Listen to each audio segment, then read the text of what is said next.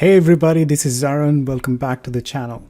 Today we're going to learn how to load balances into account reconciliation compliance module. All right, and I'm going to show you how you get started, the file format to be used, and today we're going to look at the pre-mapped data file import option. And in the next video we will learn how to do it using Data Exchange. All right, if you're new here, my name is Zaran. I make videos on Oracle EPM, ERP Cloud, integrations, and analytics. If you're interested in those topics, make sure to subscribe to the channel. If you also want to support me, please become a member of the channel. There are exclusive benefits for the members of the channel, like the videos may be available to members before it is available to the general public. And I also make videos specifically for members. All right, let's get started. So I'm logged into Oracle Account Reconciliation. The first thing we want to do is go to Profiles. Let's take a look at the profiles that we're going to use to create the reconciliations. All right, so go to Application, Profiles. And we're going to look at the profiles that I'm going to highlight because I have tried different scenarios. I think this would satisfy the learning purposes for today. So we're going to take these 5 profiles. We're going to first create the reconciliation for January 2025, and then we're going to load data into those reconciliation. All right. So I've selected this. You use your control key, press down the control key, and you can use your mouse to select the multiple profiles. Now, once we have selected the profiles, the first thing you want to do is go to Actions and then Create Reconciliations. And you select the period in which you want to create the reconciliation. I'm going to select Jan 2025 and click on Apply. Now, when you do apply, it says the selected period has no prior period. So, the way it was set up, there was no prior period selected, but that's okay for learning purposes.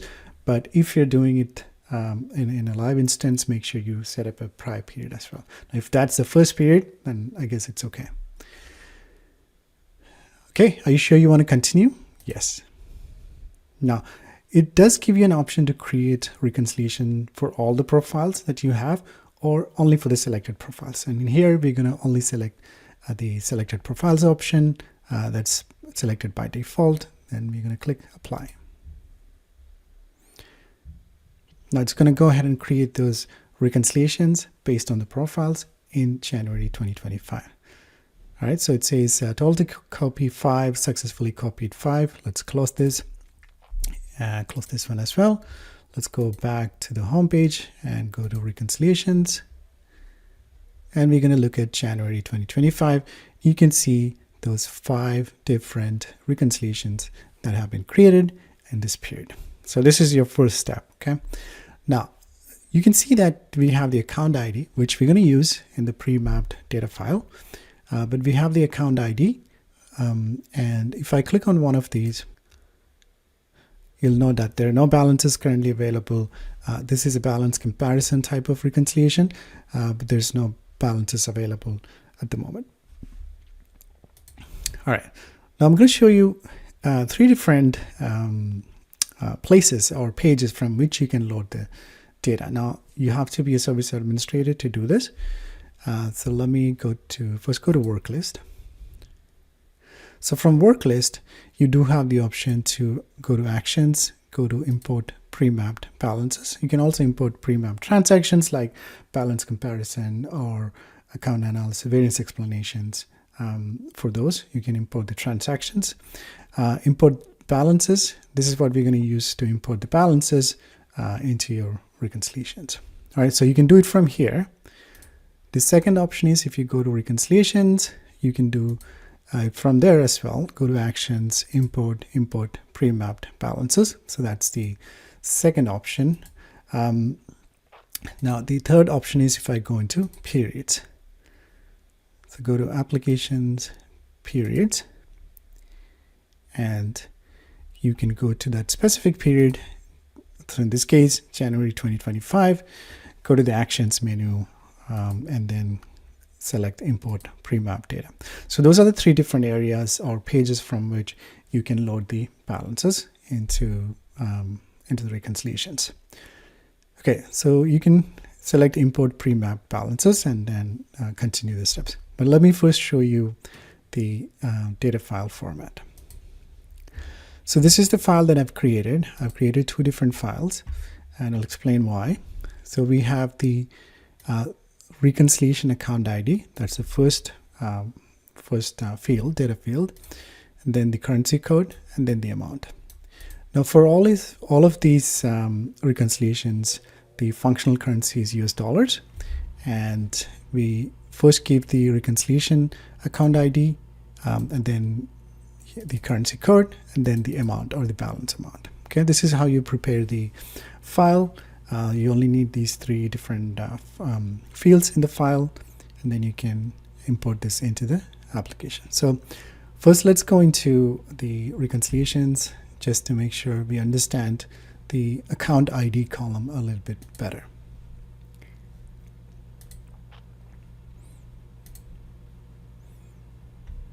All right.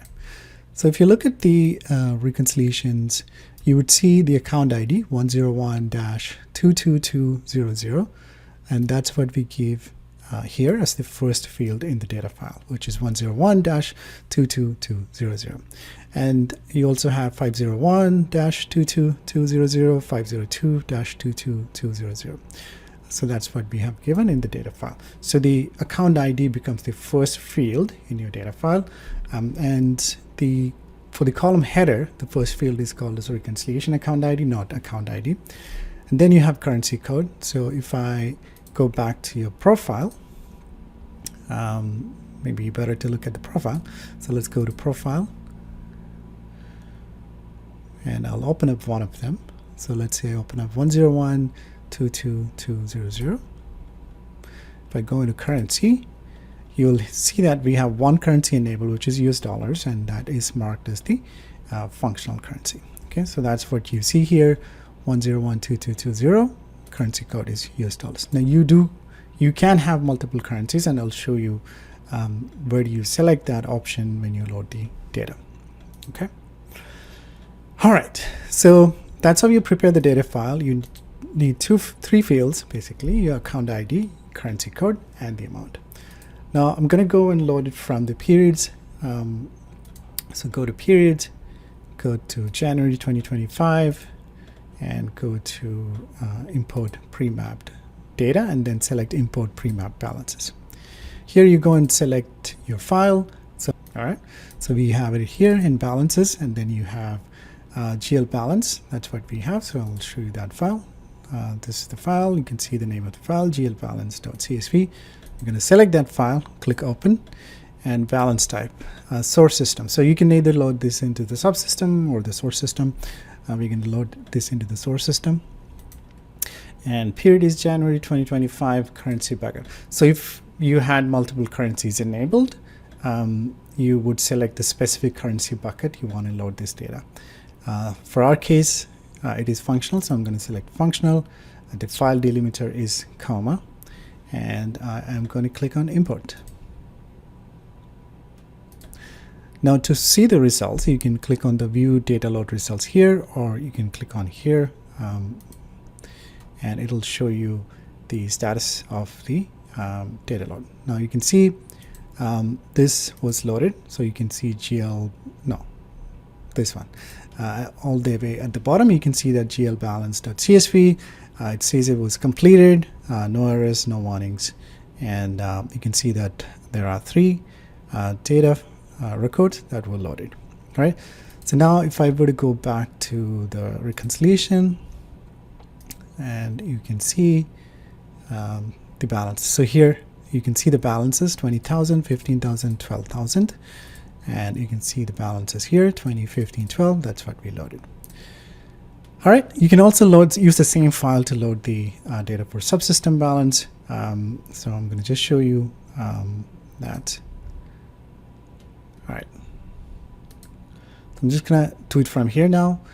So go to import pre-map balances, browse. You can select that balance. You should have a separate file for your subsystem balance, but I'm just showing you how you can import the data into subsystem. So here, instead of source system, I'm going to select subsystem.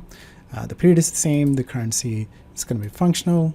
File delimiter is comma. Click on import, close, and you can click on view data load results. Scroll all the way down. You can see the status. If you refresh, you can see that it has completed. Now I can close this, and here you can see that the data was loaded into the subsystem as well. Now you can automate this using EPM Automate or REST APIs. Those options are available, but if you were to load this manually, this is how you will load the balances. Now let's take a look at these two profiles here, 420, 2201. So let me go back to the profiles.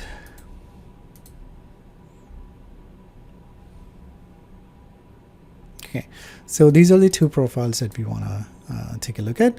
So if I were to open this, and go to currency, you will see that you have two currencies enabled. The entered currency is US dollars, and the functional currency is GBP. So okay, so entered is US dollars, functional is GBP. So let me close this, and let's look at the other one, accounts payable. Here the entered is GBP and functional is US dollars. Okay, so what I've done is I've created a balance multi-currency file. So here you can see that I have GBP and US dollars. So if I were to look at this 420222201, you'd see that the functional currency is US dollars, which is here, US dollars. And for the other reconciliation that we looked at, the functional currency was GBP. So if you had multiple currencies, this is how you would prepare the file. And when we load the data, let's load the data. I'll go to reconciliations.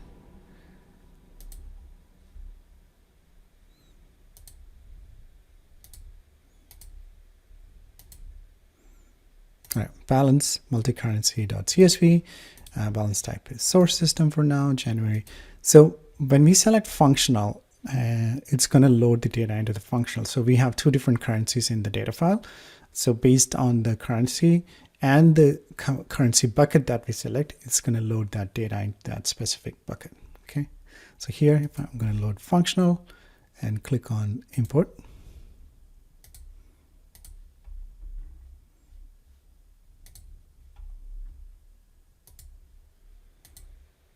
All right, here you can see that it has completed. It says it had merged balances too. All right, so let's look at the data.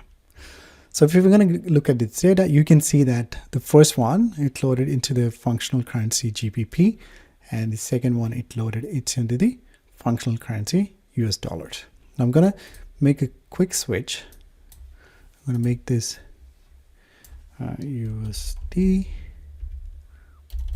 GBP. Don't know the currency conversion rate, so I'm just gonna make this 30,000 and this one maybe 22,000, 23,000 maybe. Okay, I'm gonna save this. Now why did I switch? So I want to load the data into the entered currency. So for the first reconciliation, the entered currency is US dollars, and for the second reconciliation, the entered currency is GBP. All right, let me do that. So import pre-map balances, browse, go to that file. Hopefully I saved it. Yes, I did. Select the file, source system, currency bucket. Instead of functional, I'm going to select entered. Click on import, close, you load data results. All right, you can see that it has completed. Now I can close this. Now, if you obviously are not seeing it here, but I could go into the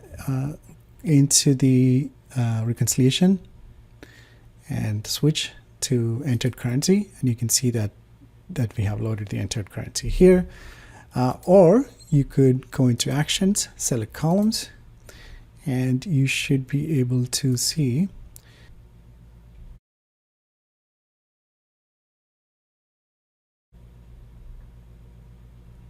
source system balance entered.